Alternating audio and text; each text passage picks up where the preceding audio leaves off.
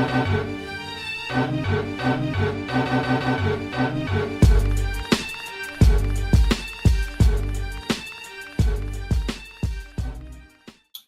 what's up? And welcome to episode 63 of Throwback Hoops.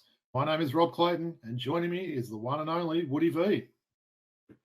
Hey, Robbie. Always good to chop it up with you, man. How you doing, bro? Doing good, mate. Yeah, glad to be back. Look, just before we sort of mention where to find us, just wanted to really thank everyone for all the great feedback we had from the show last week with Lee Ellis. Look, we did some really good numbers there, and just lots of people sort of reaching out saying how much they enjoyed it and everything else like that. And obviously, we really enjoyed it too. You know, we made it pretty clear last week that, you know, this is someone that we've been listening to for a long time. So it was great to have him on the show and to chop it up, as you like to say. So for sure, man. For sure. Yep. No, definitely. All right. Well, just a reminder before we get into our what we're wearing this week. So just a reminder on YouTube and our podcast channels. Please make sure you like, rate, and subscribe. All right, let's get into it, Woods. I can see you wearing something a little bit different. I wasn't sure whether that was just to rub it in that the Wildcats are out and Sydney are still in and a chance to win. But yeah, what are you rocking there? For sure. Let me just stand up and.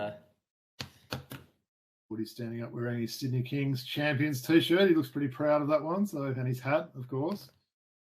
And I got the members hat on. I just thought I'd change it up a little bit because at the time of recording, we're Monday the 13th. You'll probably hear this on Tuesday the 14th, and that'll be on the eve of Cairns taking on Sydney, right? Which will be our quest to go back to back. Repeat what happened in 2003 and 4. And I remember this T-shirt as soon as Sydney won the championship last year. Myself and Squin, Jacinta, shout out to Shooting the Breeze. The two of us went straight to the merchandise outlet and got these shirts they were selling. It's a proud moment for me because, 2005 to 2022, I had to wait 17 years for that. We're not as fortunate as the Wildcats to be winning championships every other year, man. So this shirt meant a lot to me. So I thought, look, as the playoffs start, it's only fitting that I wear this shirt because it brought back such fond memories for me and my membership hat as well. So really excited about... You're hoping to get another shirt in a few weeks, right, Woods? Exactly. Unfortunately, I was hoping we'd actually potentially play against your Wildcats so we could get out to a game. But shout out to Cairns. I'm sure we'll get into that a little bit later. But what about yourself, man? Absolutely, yes. I'm doing a bit of an old school Orlando Magic double today. So I've been wanting to wear these ones for a while. So look, I'll just tell you about the one I'm hanging over the shoulder there. So the blue Orlando Magic. The Corey Maggette blue Magic champion jersey. So a bit of a forgotten player there. Probably a lot of people had forgotten that he had played for the Magic as well. So just look a little bit on Maggette. He was drafted out of Duke by the Sonics at pick 13 in the 99 draft. He was actually one of 4 players from Duke in the top 14 of that draft there, Woods, along with Brand, Avery, and Langdon. He was actually traded to Orlando on draft night. So it was one of 5 trades that took place in his career there. He ended up having a pretty solid 14-year career, actually, spending time with the Magic, Clippers, Warriors, Bucks, Bobcats, and Pistons. So, look, no real accolades for Maggette. He did have career averages of 16 points, and I always thought he was a pretty handy player. Always someone that always reminded me a little bit of hip-hop star Exhibit as well. I'm a big fan of Exhibit. I always thought those two look pretty similar, and if you actually type that in Google, there's a lot of comparisons and people putting up various pictures of those two next to each other there. So, he's currently 43, Woods. Since retiring from the NBA, he's actually had a lot of success in the Big Three. He's won both an MVP and a championship. He's also been an analyst on Fox Sports. So quickly, before I talk about the one I'm wearing, I mentioned all those teams he played for there. Who's the team that you sort of remember? Clippers for sure. Lamar Odom himself. That team was one that I remember fondly. I always think of him in that jersey. I really do like him as an analyst as well, behind the microphone. He could score the ball, couldn't he? Like I said, career average is 16 points. He knew how to put it in walking bucket, yep, for sure. Absolutely. And there was quite a few of those Maggette Clippers jerseys floating around the place around that period. Not so many Magic ones, though, right? No, not so many Magic ones, yeah. Nice. Well, speaking of guys that like to score, so look, I'll just stand up quickly and show you the one I'm wearing today, and we'll talk a little bit about him. Now, we've pulled his card so many times. Dennis Scott, 3D. What a legend. I think we must have pulled at least 5 to 10 of his cards. It feels like we have pulled his card a while, doesn't it? Right. It's one I think I've mentioned to you for a while that I was keen to wear. So, finally got it out of the big cupboard with all the Champions jerseys there. Look, just a little bit about this guy. So 3D was drafted out of Georgia Tech by the Magic at pick 4 in the 1990 draft. At Georgia Tech, he teamed up with Kenny Anderson and Brian Oliver with the trio dubbed Lethal Weapon 3. Went on to have an 11-year career, spending 7 seasons with the Magic before short stints. And see if you remember some of these, Woods, with the Mavs, Suns, Knicks, T-Wolves, and Grizzlies. A lot of those don't stand out, do they, with those teams he finished up with there? I actually only remember the Magic, to be fair. Interesting, isn't it? They were all very short stints, and I think they sort of faded out pretty quickly. So, look, 3 of these accolades are NBA All-Rookie First Team in 91. He had a lot of college awards. So, look, he's now 54, works as a commentator for Turner Sports. Orlando's actually recently announced that he will be inducted as the 12th Orlando Magic player in the Magic Hall of Fame, which I thought was pretty cool there. Yeah. Bit of a fun fact about 3D Woods. So, in 1995, he set an NBA record with 267 made three-pointers. This was a record that stood for 10 years. However, since then, that record has been beaten 19 times. So that really shows you how much the game has changed over the years, right? Steph Curry himself has actually broke that record 7 times already just for himself there. So thought that was pretty cool. So, yeah, it's actually, I don't have any bobbleheads of these guys. I would love a Dennis Scott one, Wood. So if you ever know where on is, let me know. But, I'll tell you what, bro. I remember the rap album we talked about where all the basketball players jumped on it, and Dennis Scott did a track on that album from memory, didn't he? I think he did. I think you're right. Yeah. Yep. I think he probably wasn't as he was probably a better 3-point shooter than he was a rapper, I think, from memory. So and that Magic Moment documentary, the ESPN 30 for 30, you see how close in the early days, Shaq, Penny, and he were, so definitely strongly recommend. He was a little bit ahead of his time, wasn't he, with that sort of just like a lethal 3-point shot that he had there. And that would have been a pretty good college team, wouldn't it, with Ken Anderson and Brian Oliver? For sure. So, yeah, no wonder they're sort of pretty highly regarded. So, all right, Woods, I feel like we've got a bit to talk about this week. So we're going to go over a little bit of NBA, some WNBL, and, of course, some NBL. So let's get into it. I just wanted to start with some NBA. So I'm not sure if you actually heard there, Woods, but there was actually a few trades last week, right? Crazy, man. Crazy. Just a couple. Yeah. Yep. So, look, I didn't want to go through all of these trades because we'd probably be here all night. But I've picked out just a couple that I wanted to chat about there, Woods, if you're cool with that. So, yeah, let's do it. Maybe let's start with probably the big one and probably the one that people are talking about the most. And that's the Brooklyn and Phoenix trade. So, Katie got traded to Phoenix there, along with TJ Warren in exchange for Mikal Bridges, Cam Johnson, and 4 first-rounders, plus a pick swap as well. So, look, I felt like the Suns possibly gave up a lot to get him there. Who do you think will come out on top of that trade? Brooklyn in the long run, but if you look at what Phoenix have done here, it's a short-term goal to win a championship either this year or next year potentially, right? But you think about an aging star in Chris Paul who's had a down season. He seems to be picking it up a little bit alongside Kevin Durant, who, as we've spoken about, has a questionable injury history. But the thing is, you put those 3, Devin Booker, Chris Paul, and Durant together come playoff time. A lot of experience there. They've still got some pieces. Torrey Craig is there. They managed to keep DeAndre Ayton, right? Yep. Jock Landale's there. Bismack Biyombo. They've got a few different guys there on that roster. And I think that if they can stay healthy and peak at the right time, they do have a shot at the championship this year. But that window is really small. They've gone for the home run, haven't they? It's almost like what the Lakers did a few years ago. They kind of mortgaged a lot of their younger players and went out and got AD, and they had success straight away. They've struggled a little bit since then. But I actually heard on the Low Post report, shout out to Zach Lowe this morning, that he heard that teams are offering 4 first-rounders just for Mikal Bridges alone. So that sort of shows you how highly regarded he is. So I think that's a great coup for the Nets to get him. And they've really shored up their defensive lineup, haven't they? Oh, for sure. They've got a lot of wings now, right? They've got Royce O'Neal and Harris still there. Then they've brought on, as you said, Cam Johnson, right? Yeah. Finney Smith, they got in the Kyrie trade there. So, Dorian they've certainly strengthened their team and potentially got rid of some of these headaches sort of guys. What are your thoughts on Phoenix with these 3 guys with injury history, though, Woods? We're talking Booker, Chris Paul, and Durant. They all have sort of history of soft tissue injuries there. So is that a concern for you? Of course it is. Now you've seen what happened with Chris Paul come playoff time year after year, how he struggles to stay healthy. Durant, we just spoke about him. Booker is younger, I think that he might be okay, but it all comes down to a bit of luck and timing and hoping that these guys can be healthy come playoff time. You talk about Brooklyn as well. This team doesn't have one huge superstar. It reminds me a little bit of that Denver Nuggets team under George Karl that had, Andre Miller and all those guys, right, back in the day. And they didn't really have Iguodala was playing. I think Anthony had left by that time for New York. And they just were really good every year and made a playoff run, right? This Brooklyn team kind of reminds me of them a little bit. And I feel they're going to make the playoffs. And they could make an upset in the first round with that, some of the parts, right? So And it'll just be interesting to see how Durant is. Look, obviously he did one out in the off season. They kind of, Sure.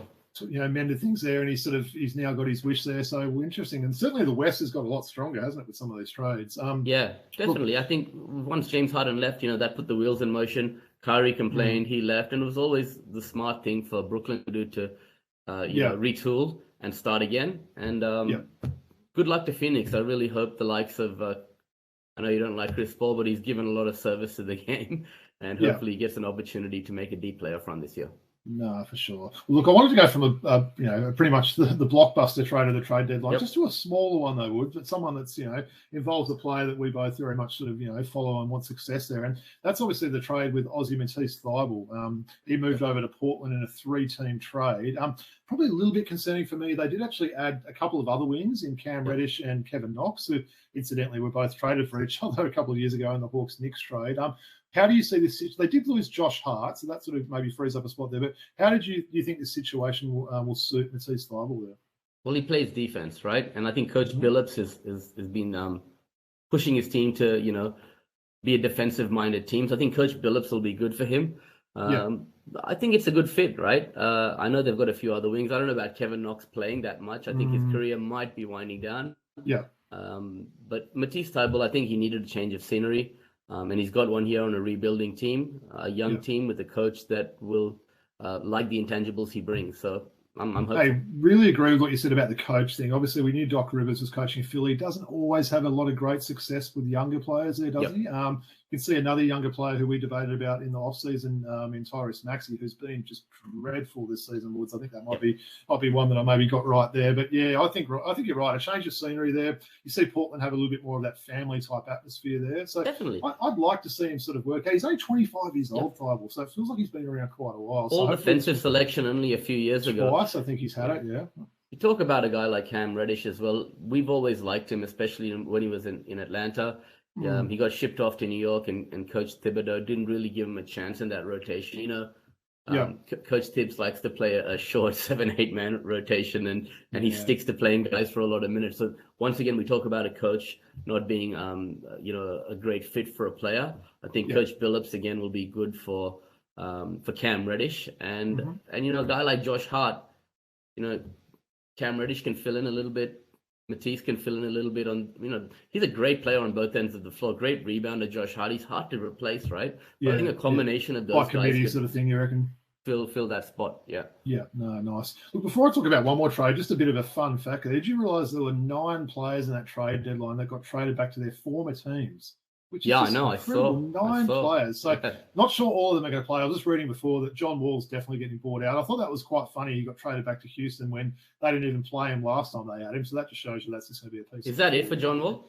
No, I thought he actually didn't look too bad this season. Obviously, he got injured, like he does do fairly often now. I thought it depends on what he wants as a role now. Is he prepared to go to another sort of team and be that veteran sort of leadership guy? I heard sort of decent reports coming out of of LA with him, and certainly that Clippers team was. We won't go into in detail, but they really sort of gutted that team, didn't they? They brought back Eric Gordon, another one of those 9 players that returned to their teams. Lost Reggie Jackson, they gained Plumlee there, so they've sort of changed their team a little bit around. And probably while we're talking the LA teams as well, the Lakers pretty much changed half of their team, didn't they? Just quickly, Woods, what were your thoughts on that trade? Obviously, the Lakers getting D'Lo back.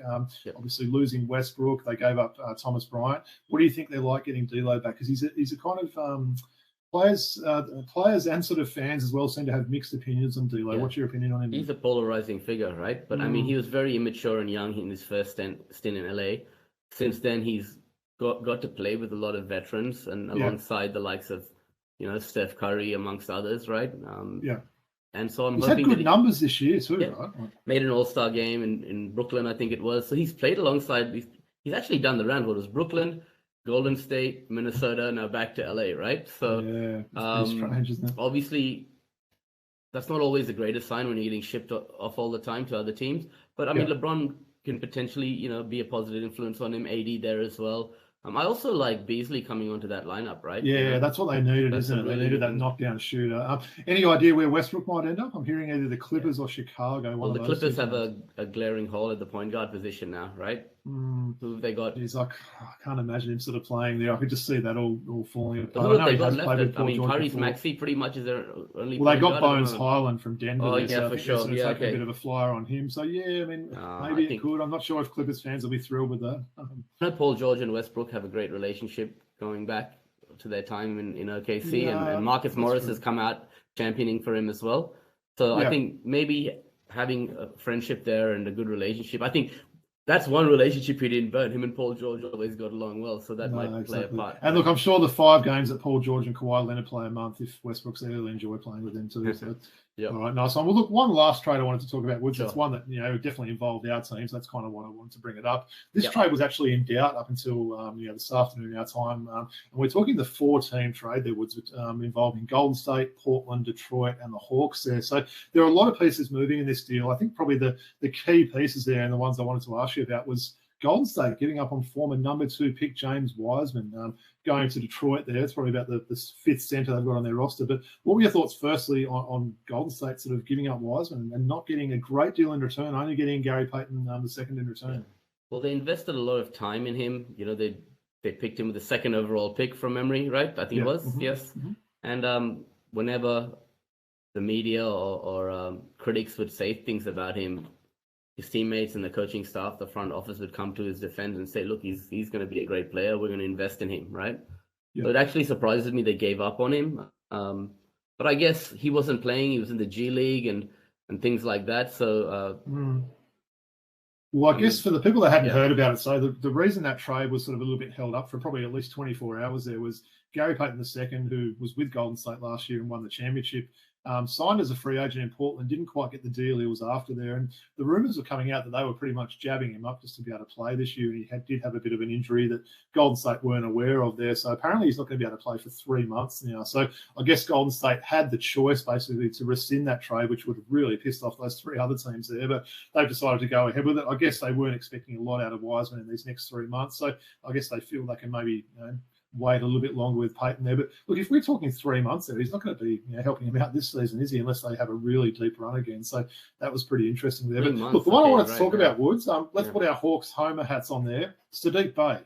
Big shot. He's someone I know we were both pretty pleased about getting there. So the Hawks essentially, look, they lost a couple of minor players, Justin Holiday, Frank Kaminsky, a couple of sort of guys that weren't sort of contributing a whole lot. They got Sadiq Bey over from Detroit. Of course, we know he scored 50 points in a game pretty recently, last season. Product out of Villanova there. Look, what are your thoughts on Sadiq? I love his game. I've had him in my fantasy lineup this year, so I've had a chance to watch a lot of him play. Big shot, he's that guy that perfect in a 6-man, 7th-man role off the bench to fill it up. He's had a 50-point game before. Detroit weren't playing him much. He'd actually fallen a bit out of the rotation lately. And I think on a team that's going to be, heading to the playoffs, touch wood, it's going to be good for him. And I guess Coach McMillan, player as well, right? Yeah, Coach McMillan thrives on that, right? I mean, when he wants to play defense, Sadiq, he's good, right? Sometimes he just mentally isn't on playing both ends of the floor. And we talk about a coach. Coach McMillan will be good for him as well. And, having a guy like DeJounte Murray as well there, like a two-way player to go up against in practice isn't going to hurt him, right? So, yeah. Well, it's interesting. I've heard a few people saying, look, his percentages have dropped a fair bit this year. Look, you're playing with DeJounte and Trey, who... Keeping that Hawks homer hat on, Woods, this guy, Trey, he may be the best passer in the NBA. I'm saying that. He led the league in total assists last year. I watched that game against the Spurs on the weekend, 16 assists. He was just setting up his teammates, just amazing passes there. So he's the sort of person that will get Sadiq Bey open. Sure. He'll draw a lot of defense and get Sadiq Bey open with great passes and open looks, which he probably wasn't getting in Detroit there. So I'm really pleased about the move, to be honest. Like I said, we didn't give up a lot. I know teams just seem to be throwing away second rounders these days. Like it's just, they're just discarded rubbish sort of thing. So the Hawks gave up about 4 in that. I think, 5 second rounders got traded in the Jay Crowder one. Just quickly, with Jay Crowder, I wanted to ask you about that before we get on to the next thing there. Is he worth all the fuss that people are going on about? Milwaukee got him from Phoenix there. Is he like a missing piece to them for the championship, or is he someone that there's a bit too much hype about these days? Well, he said he wanted a starting role, and Phoenix wanted to move him to the bench, right? I can't see him starting in Milwaukee either, right? Why would he, right? No, I mean, I like him. He's had a great career, right? But there's been murmurs of attitude problems lately. I know that you go to Milwaukee, a championship organization, Giannis, Joe Ingles, Chris Middleton, Brooke Lopez, Holiday. These guys aren't going to have any pouting, right? He's just going to have to come in, play his role. There's a lot of depth. They've got Grayson Allen. There's so many guys there on that roster. Pat Connaughton. Where's he going to fit in? He's not going to play huge minutes, right? So he's going to have to just accept the role that's given to him. In quest of the championship. I guess you think about it as well, Woods. They've given up a heap of second rounders there. Milwaukee's one of the better teams in the league, so those second rounders would be, players right at the end of the second round. They're picked, 50 to 60, so they're not guys that are going to make the roster anyway. So maybe it is worth a bit of a punt there. But all right, look, really appreciate that. Certainly a busy trade deadline, wasn't it? Certainly kept us interested, sort of, refreshing and sort of listening to all those reports last week and that. But just wanted to ask you very quickly, Woods, we know the NBA All-Star break is occurring this weekend. So there's games on this week up until Friday before there's a full week off this time. So kind of a longer break than they've had in the past there. Look, I know we're a little bit, both of us are a little bit down on the All-Star weekend of late, but give me anything that excites you about this All-Star weekend. I mean, the rookie game is always fun, right? Just to see these new guys who care a little bit more about winning. I mean, what's the format this year for the rookie game? How are they doing that? Is it? They're doing like the rookies against the sophomores type thing, but I think they might be doing that draft type thing. Don't quote me on that. I haven't been sort of spending too much attention on it, but I don't know. Look, I was kind of thinking about it. I like watching a 3-point comp. That's probably the one thing I like watching every year. But I don't know, the All-Star game. I think we've spoken about it before now, and the format's changed yet again this year. I think they're picking the teams literally a couple of hours before tip-off there, which seems really strange to me, but. Yeah, I don't know. I mean, I don't think they've even released all of the participants yet. Didn't they have 3 teams of 7 or 4 teams last year? A G League team as well, and they had 2 teams play, and then they had the finals. I really enjoyed that format. Yeah, well, I think they are still doing it because I know the G League players are sort of because the Aussie's going to be playing right in the G League. Blanking on his name, the one that played for Cairns and Adelaide, King. Mojave. Mojave. So he's been named in that as well. So that'll be interesting seeing another Aussie sort of play on the big. And then Jayshawn Tate hit that game winner. Everyone cared last year in that particular contest. So maybe that and the 3-point comp could be the two things to watch, right? If we could recommend anything to anyone. So all right, nice one. Look, before we finish off the quick hits bit there, Woods, wanted to talk a little bit of WNBL. It's been a pretty quiet week. There's only been one game in the past week, but we did get the news that, of course, Lauren Jackson's season. And almost certainly her career is over now that she basically has had this foot surgery. So just wanted to sort of, I guess for personally myself, I thought it was just amazing how she's been in this last year or so, playing in the NBL 1 for the Opals and the WNBL so far this year. What were your thoughts on that news about LJ? Look, I mean, she's achieved so much in her career, culminating with the bronze medal that we were at last year. I think if she has it in her heart to recover from the injury and come back to playing, she'll do it, but she doesn't have to, right? I mean, at this age, it's a lot harder when you have these kind of injuries in your early 40s, kids at home and things, recuperating and coming back to play, getting yourself in the correct condition to play professionally or even at NBL 1 levels. It's a lot of hard work. So, I mean, I wouldn't be surprised if she doesn't come back, but then again, no one expected her to come back and play for Australia at the World Championships. She doesn't really seem like that kind of she doesn't really seem like that kind of fairy tale sort of person to me that she just wants to I think she's sort of be happy with what I've achieved. It was a good little comeback there, getting the medal, having that success in NBL 1 and WNBL. So shout out to Lauren there. Hope she's recovering well from the surgery. Look, someone I just wanted to finish talking about, Woods, was none other than Leilani Mitchell, who basically last week signed with the Melbourne Boomers for the rest of the season. So Leilani is now 37. So look, I thought while the news was sad to be losing LJ, I'm thrilled to hear that she would be back. As you know, Woods actually got to meet her last year when I was commentating for the team. She was coaching Maitland in the NBL 1. I was watching that game. Yeah, firstly, really lovely person. Really enjoyed sort of getting to meet her there. And I could tell just from that, 5 minutes of interaction that she was really missing the game and hopeful of maybe getting back. So, look, she's won 3 WNBL championships in the last 5 years there, Woods, including 2 finals MVPs. So, look, it wouldn't surprise me to see her win another this season. I think that's a great coup for the Boomers there. What were your thoughts on that one? Yeah, she's got a couple of WNBA. She's got a lot of awards in the WNBA as well. Yeah, she MVP there before? Oh, most improved, I think. MVP, most improved. Sorry, most improved. She's been most improved, right? So, look, I mean, also a mother now, right? Raising a child and coming back to play after that is just amazing. It's an amazing story, you know. I mean, I'm sure Lauren Jackson is leaving the team, but another great story here is her coming back to play, and I think someone with her experience and leadership qualities is definitely going to help that team, right? No, well said. Well, good to finish on a positive note, and we wish, obviously, Lauren Jackson and Leilani Mitchell all the best there. So, all right, Woods, well, I think we've got a little bit of NBL to discuss. Not sure I want to talk about the Wildcats too much there. It's a bit of a mix it around. Look, before we want to go into that play-in result and the semi-final result from Game 1 there, just wanted to talk a little bit quickly to you about those NBL awards that took place last week. So I'll look, firstly, MVP award. I guess you're pretty happy with your boy Cooks winning the MVP. Yeah, do you think the judges got it right there? Yeah, they got it right. I mean, the best player on the best team.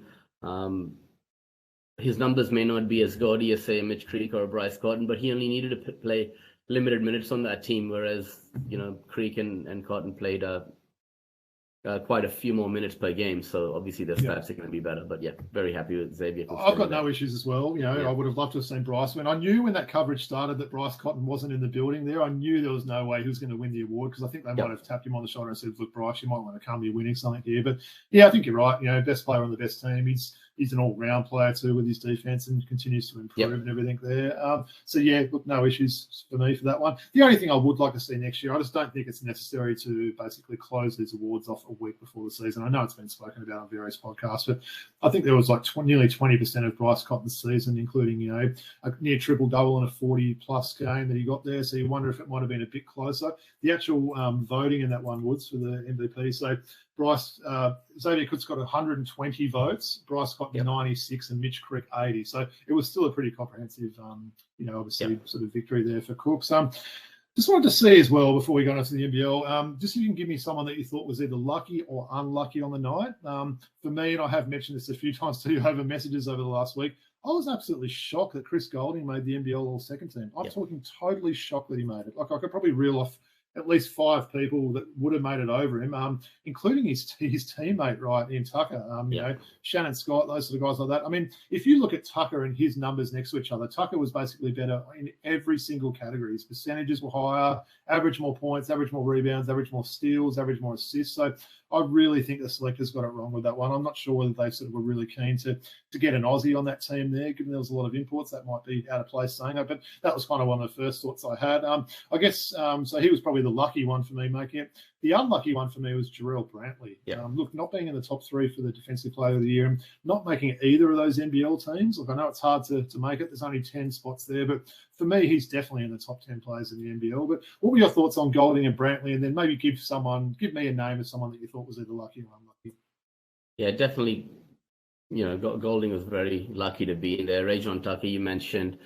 Shannon Scott, these guys, you know, Shannon Scott, top 5 in the league in assists and steals. You know, sometimes they forget about him. On a better team, on a playoff team as well, right? So, and Jarrell Brantley is just a great player, man. Sometimes he just flies under the radar because he just says the X's and O's. You almost don't notice that he's contributing. But I really liked the fact that Antonius Cleveland, when he received his Defensive Player of the Year award, he goes, listen, I just want to give a shout out to Jarrell Brantley, Justin Simon, DJ Hogue, Tajir McCall. Okay, these guys deserved to be nominated for the Defensive Player of the Year award, and I'm championing from next season onwards that we have an all-defensive team, and I'm all for it, man. Totally agree. And well said, and it was really humble for him to like shout out those guys, and say that a guy like Shea Ely, love him, but come on, man, is this just local voters? That was just ridiculous. This is what it tells me. It's local voters. It's Aussies and New Zealanders voting for people from their own country ahead of imports, right? Why else would CG43 and Shea Ely get these nomination and selection into the team, right? Like, you got to be kidding me. Shea Ely, Defensive Player of the Year ahead of those guys mentioned. That's just a joke, man. Well said, and that's coming from someone like yourself, and I know is a big Shea Ely fan. Did you hear that interview? You obviously mentioned there, Woods. I think safe to say Cleveland was enjoying his night. I might say. Hell yeah! He was sounding pretty interesting there. So I think maybe the liquid was flowing that night there. But look, otherwise I thought the NBL did a pretty good job of it. I sort of enjoyed it. You know, he was trying to stay sober, but he struggled, right? He was. Sometimes when you try a bit harder, it doesn't quite work right. I've tried that in the past. Good stuff. All right, well, that's the awards sort of for another year. But look, let's talk a little bit about this game. So, look, I'm still hearing mixed reports there for if the Wildcats actually did make the playoffs. I'm going to say they did, Woods, but I guess maybe some people will say that was a play-in and not the playoffs, but what can you do? But let's talk about those games. As you mentioned earlier, it's Monday the 13th. Yep. Recording a little bit earlier this week. Wanted to get this one just with all the news that's happened there. But yeah, look, my boys are outwards. Perth couldn't back up their impressive win against Southeast Melbourne. They went down by 13 against a very much undermanned Taipans team yesterday. Look, for me, I felt like it kind of summed up the season. Not getting enough help for Cotton and just no real threat on the boards. And honestly, I wouldn't be surprised if they do make some big changes in the off-season. I really hope they do. I really think Perth needs to hit on their imports next season. This is a couple of seasons in a row where I just don't think they've really chosen the best imports there, and you really need to base your team around it. We talk about, look at those imports New Zealand's got this year. Obviously, Cotton's going to be there, but imagine they could get a Brantley or a Pardon type player sort of thing. And, all we ever hear is, John Mooney this, John Mooney that. That's years ago that Mooney's played for the Rockets now. So, look, they need to buckle down. Danny Mills and his crew need to sort of go over there, and they need to recruit well this year. They need to get some big guys on that team that are going to come in and rebound and will complement the guys who've got on the team. I guess we'll probably talk a little bit more about game one of the semi-final, though, because the semis did start there. Sydney's having a nice break, though, aren't they? Kicking back, just waiting for their opponent there. But what were your thoughts on that first game yesterday? Obviously, New Zealand beating the Jack Jumpers 88-68. Pretty comprehensive there. How did you see that game? Yeah, look, I mean, New Zealand are a well-oiled machine, right? They got all their bases covered. They're a defensive-minded lineup. We talked about a guy like Jarrell Brantley, just flies under the radar. And I mean, last year, Tasmania, you'd remember they got blown out by United in the first game and came back and won the series. But this feels a little bit different here, okay? People are very critical of Josh Maggette sometimes, that he takes ill-advised shots and, he doesn't shoot a great percentage, but he's a leader on and off the floor, right? Definitely. And come playoff time, you want to have him on the court there to marshal the troops. And having Jared Weeks and Sean McDonald at that point guard position against a William McDowell-White type on the other end, who's really gets his teammates involved and knows how to set the table well. There's where that discrepancy is. So I think that New Zealand should actually take care of business and in straight sets. Well, I was going to ask you that. Yeah, so game 2's on Thursday night. So you think New Zealand might be bringing the brooms for that one, do you, and finishing it off? Definitely, and they're peaking at the right time. They lost 4 or 5 games in a row when Barry Brown was out, right? And then they had a really good run at the right time when he came back towards the end of the season, and that's flowing on to the postseason as well here. So I think they're really missing Josh Maggette. And shout out to Scott Roth to get his team to the finals and potentially, the semis again. Or I mean, let's see how it plays out. But I mean, it's really an amazing effort when you think about it, though, isn't it? Making the top 4 in the first 2 seasons in the league. There, we saw, obviously making the grand final last year, and they've just been, a really fun team to watch. I don't think there's many people that don't like the Jack Jumpers, if you know what I mean. They've kind of really become a lot of fans' second team, if you know what I mean, with sort of who you're supporting there. But look, let's finish this off. I wanted to ask you a little bit about how you're feeling about Wednesday night's game there, Woods. I know you're rocking all your Sydney outfit today. How are you feeling about game 1? Your 2 favourite teams, Sydney playing Cairns. What are your thoughts? Not great, I mean, if you talk about the head-to-head this season, the only time Sydney has managed to beat Cairns was with that Kootenai buzzer beater, right? All the games Cairns have won, right? They took they came back from like 6 down with 30 seconds left, 40 seconds left to tie the game up in overtime and beat the Kings last time. So really, and they should have lost that game. That Kootenai buzzer beater game, they were up with just a minute left, and. So that matchup is not great for Sydney, and Adam Ford has said we built this team.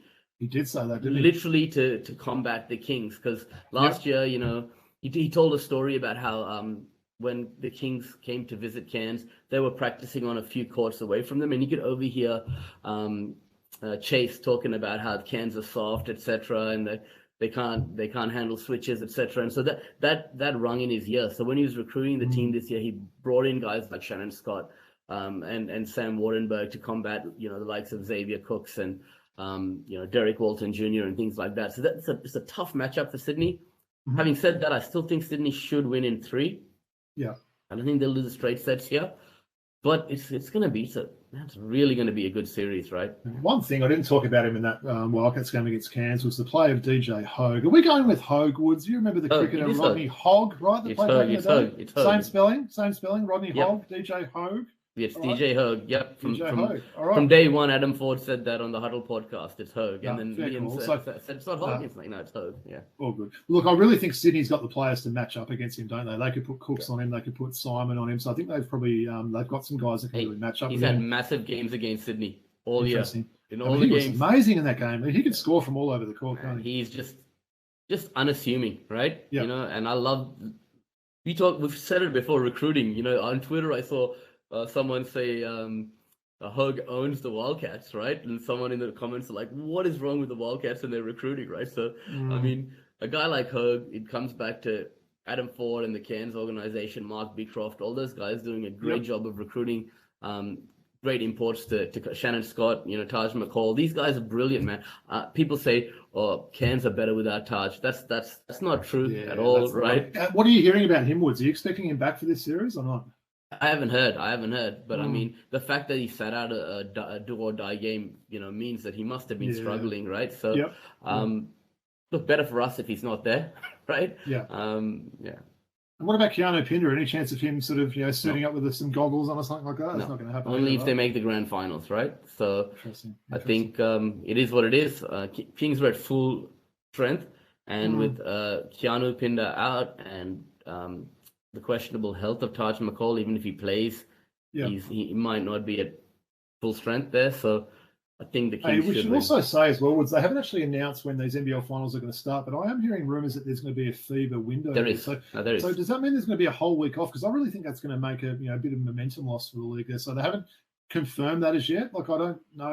I think there is, because Xavier Cook said it on the jump last week, right? Interesting. If we make the finals, there's going to be a break for the FIBA window. So I guess one positive out of that, if any of these teams do have some of these injuries there, they can get right, and then we sort of be a little bit more full strength at the grand final time. So, and of course, obviously, we mentioned these semi-finals, the best of 3. Of course, the grand finals, best of 5 there. So these games will certainly run through. I would have thought into March at this stage, won't they? With the I mean, Sydney, New Zealand, that I'd like to see that. That's going to be a good rivalry, and I think Tasman, across the Tasman, they really deserve to play in the finals. After all they've gone through the last few years, it's going to be great for the country, and No, good call, Woods. Well, look, I wish you all the best on Wednesday. I don't want to wish you too much luck, but I like it when you're happy rather than grumpy. So hopefully, thanks, buddy.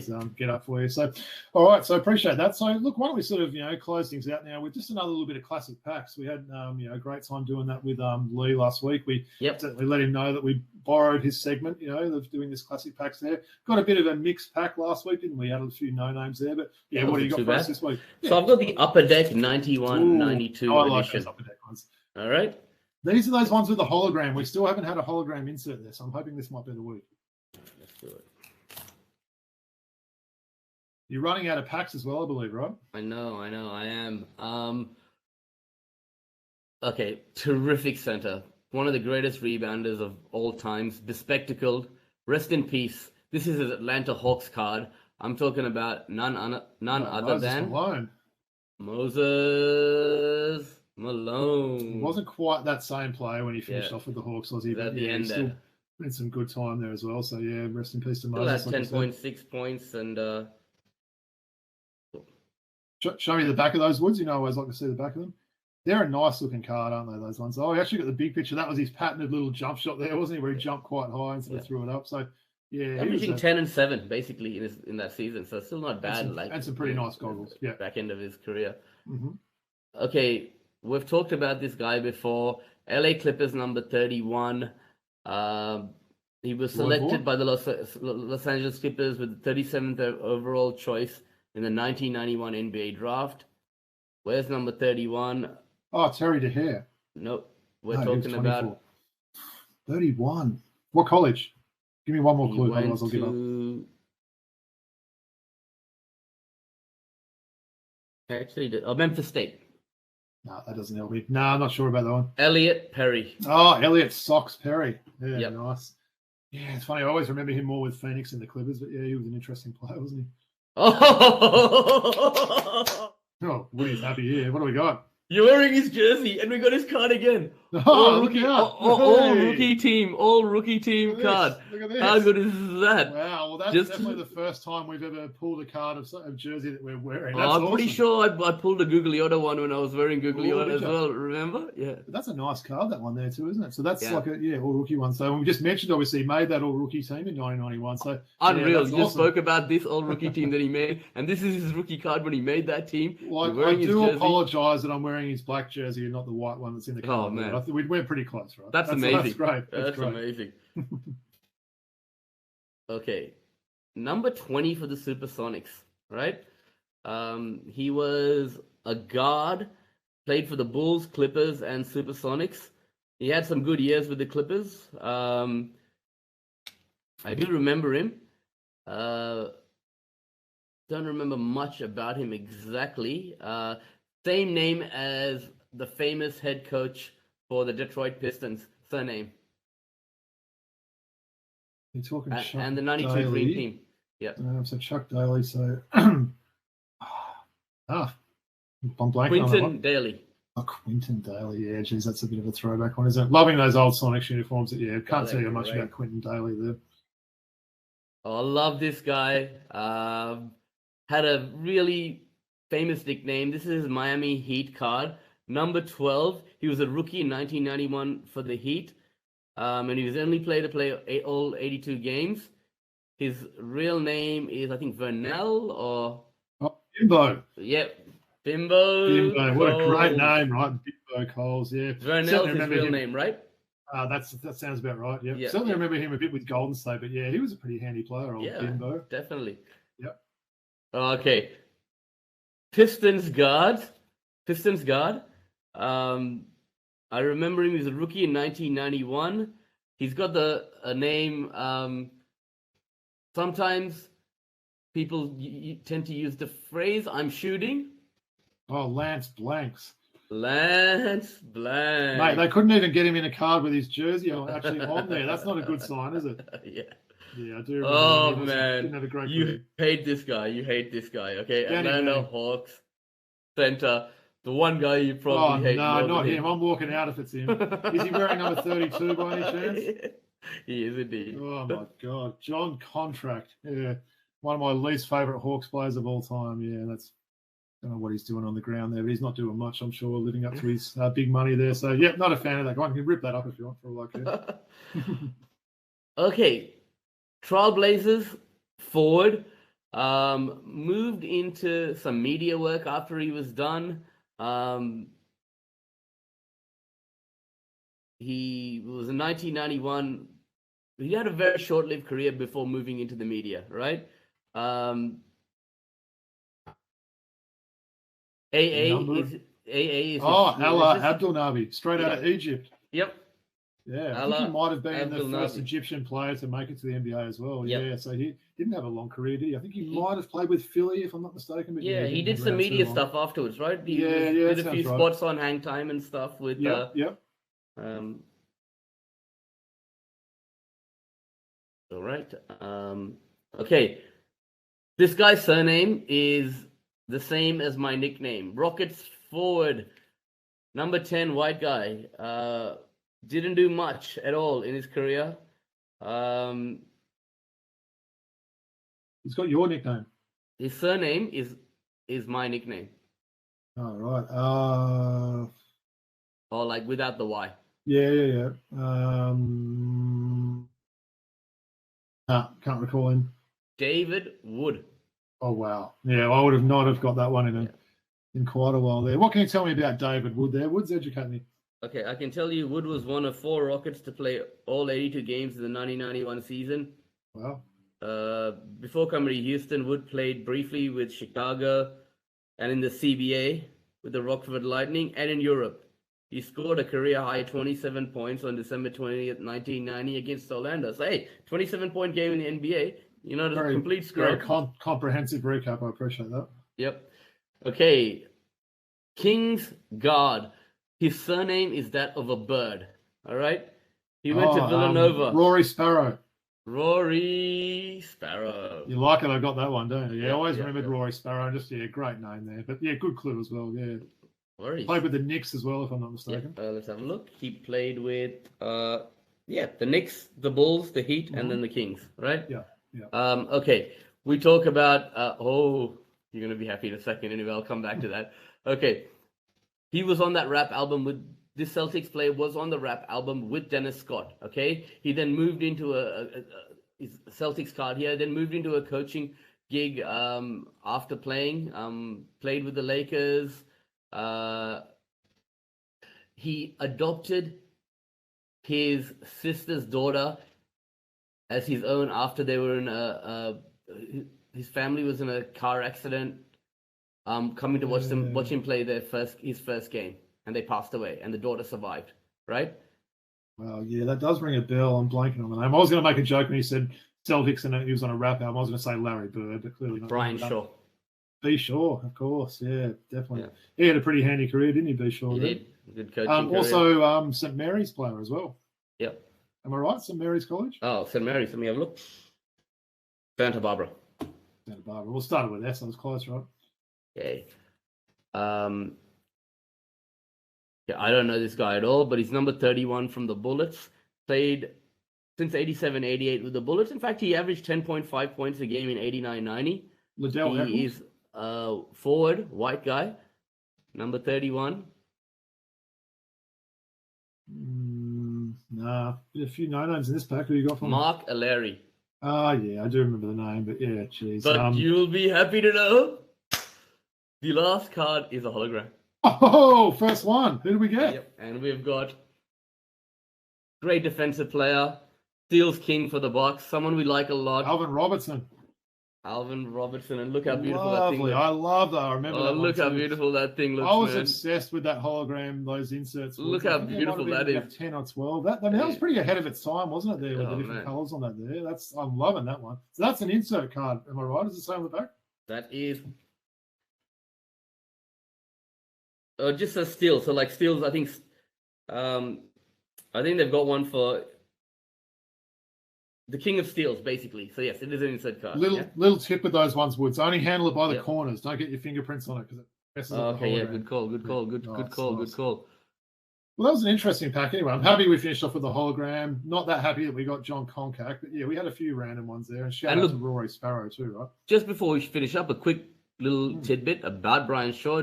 On June 26, 1993, both of Shaw's parents and his sister were killed in a car accident in Nevada. His sister's daughter survived the crash, and Shaw, with help from his aunt, helped raise her. Shaw reportedly... that's it.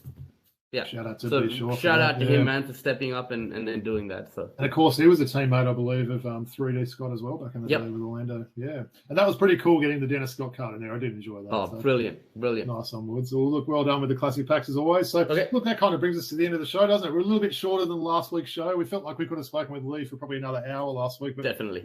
Wrapping up there. But, just as I mentioned at the start of the show, please make sure you subscribe to us on YouTube or wherever you listen to your podcasts. We can be followed on Twitter at Throwbacks on Instagram, throwback.hoops, and, of course, our email address, throwbackhoopspodcast@gmail.com. Woods, why don't you tell people a little bit more where they can sort of find us? Patreon, thank you for everyone pledging their support. Really appreciate it. That's it. Nice one. All right, Woods. Well, look, as I said, we've got the NBA All-Star break this weekend. Obviously, the NBL semi starting, so there's still a lot of basketball to talk about. We do have a couple of sort of important guests that we've sort of got in the bag there. We'll probably do another episode next week, just the two of us, but we've got some great guests coming soon. So, any final words, Woods? No, thanks for the outpouring of support for last week's episode. Really appreciate it on Twitter, on YouTube. So, thanks, guys. All right. Well, good luck to yourself watching the Kings in Game 1 there. And, big peace out. The Throwback Hoops crew. Peace out, guys. Thanks.